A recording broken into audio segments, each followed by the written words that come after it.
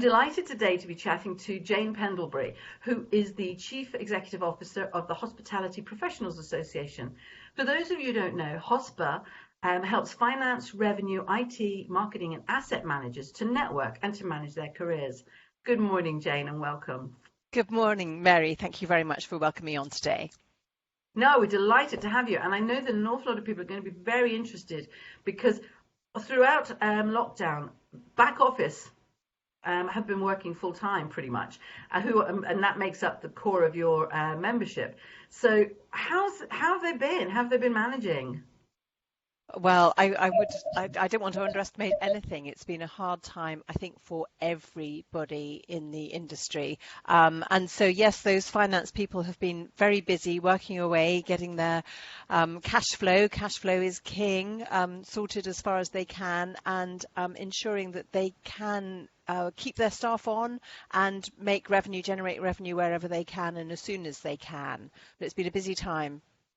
It really, really has. I mean, looking at the fact that the sector has reopened now, and as you mentioned, finance and revenue has been hit hard. What are your members saying about their reopening and how it's gone so far? It so depends on really so many different factors, not least how they were doing before the pandemic. Those that were struggling before are continuing to struggle. Those that were better placed are obviously still in a better place. But there's lots of other variables where they're located. Coastal properties are doing a lot better than city centres. The size of the venue has a big impact as well, because some of the smaller venues just can't cope with the limited number through the social distancing regulations. It also depends if they were able to be entrepreneurial during the lockdown period, if they were able to generate some cash through takeaways or whatever else, or housing key workers.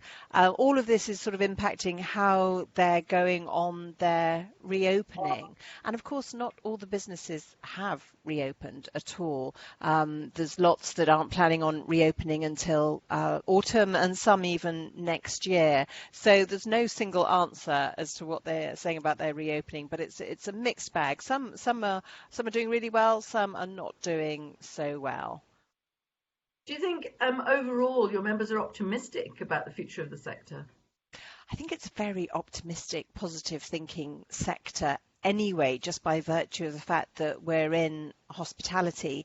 But again, it does depend on where they are and what their business mix are. A hotel with meetings and events at the core is really going to struggle. And if they're relying on international business travellers as well, they're going to struggle. And as I said, no one's had a good time of it financially. Even those that have maintained some income during lockdown, it's still been really hard for them. But as more and more opens and the attractions are open, museums are open, and when theatres open, spas, I think some of the spas have recently just opened, there's more and more light at the end of the tunnel for them. And those that have made it this far, made it to reopening, hopefully are well placed to really start that road to recovery now. And loyalty is going to be key. I think those who've got their regular customers, regular guests, will really reap the benefits of that, hopefully. Yeah, I couldn't agree with you more. And you're right. And one of the things we've been looking at and thinking about a lot is the sustainability of the sector. We've heard an awful lot about businesses that won't be reopening, which is devastating for the industry and also for their employees. What actions have your HOSPA members been taking to ensure their sustainability? Have you got any exampwe've heard about businesses pivoting, but anything else? Well, all costs are under the spotlight, absolutely everything. And as I mentioned, cash flow is king. Without the cash to pay the staff, then you can't reopen. So it costs and managing that is absolutely crucial to success. But those that do survive will come out stronger. And yeah, they've just got to mitigate all the factors that will putting any obstacles in their way. So it's just a question of keeping their eyes on the cost, looking forward, and keeping staff motivated. I think that's as key as anything. It's been a really hard time for staffing in the industry, and so many have luckily been able to take the furlough option, which has been a lifesaver to so many. But that bringing those people back into work and whether they want to come back to work is a tricky one as well. So yeah, a lot to look at in the long term as well. But those costs are key to getting it right. You mentioned furlough then. We've got 2 more months before the scheme ends. Impact on your members? What kind of messages are you getting from them? Well, the furlough scheme has been widely used at differing levels. Some have topped up to full pay, which has been amazing, and lucky them that they were in a position to do that. Others have been on the just relying totally on the government funding. Some are now bringing them back off furlough, but I do fear redundancies. I think that we would be rather daft to assume there aren't going to be a lot of redundancies, not least because those costs are being kept under close scrutiny. And the guests aren't going to flood back in quite the same volumes as needed to make up for all the lost revenue time. So even those that are being successful now, the coastal resorts and those sorts of properties that are really making hay while the sun shines, have lost so much time of their busy season through lockdown. So they've got a lot of time a lot of cash to make up and not a lot of time to do it. Do you see October the 1st as being a very, very significant date? Do you think the end of the furlough in its present form is going to have a very dynamic impact on the sector? Sadly, I think so. Again, depending on the venue, depends on what their revenue levels will be by October. Again, going back to the meetings and events properties, they won't be at the stage of anywhere near the revenues that they would have been experiencing in October 2019.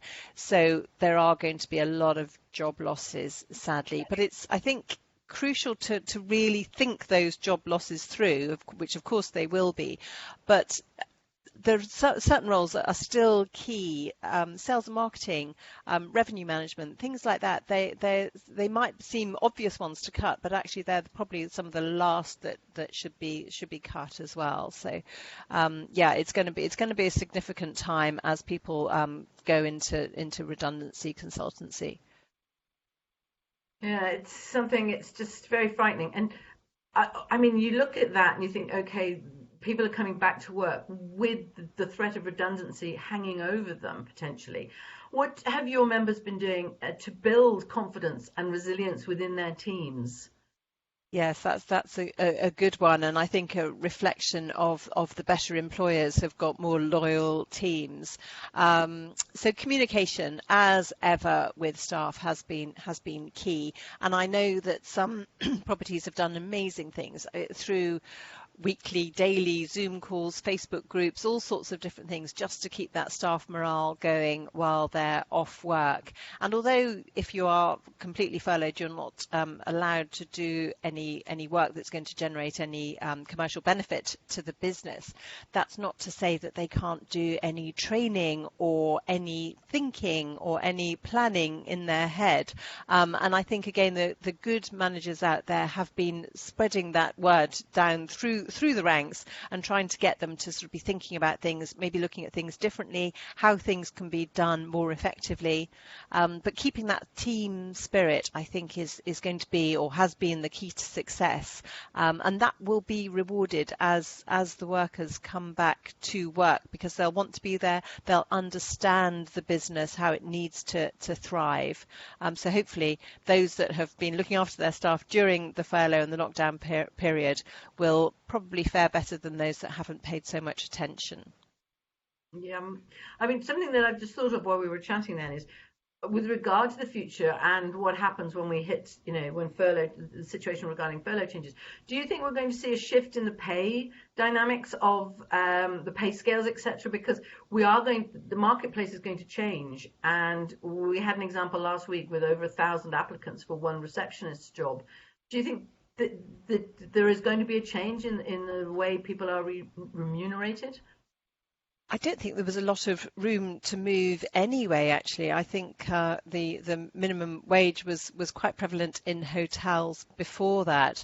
And yes, that will be a problem with lots of applications for the same positions. I think multi-skilling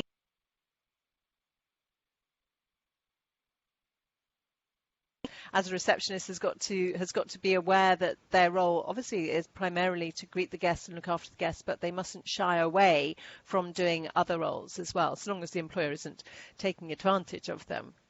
I think multi-skilling and flexibility and the willingness to look at the big picture and to understand the whole business will be advantageous to anybody, however junior or senior they are in the organisation.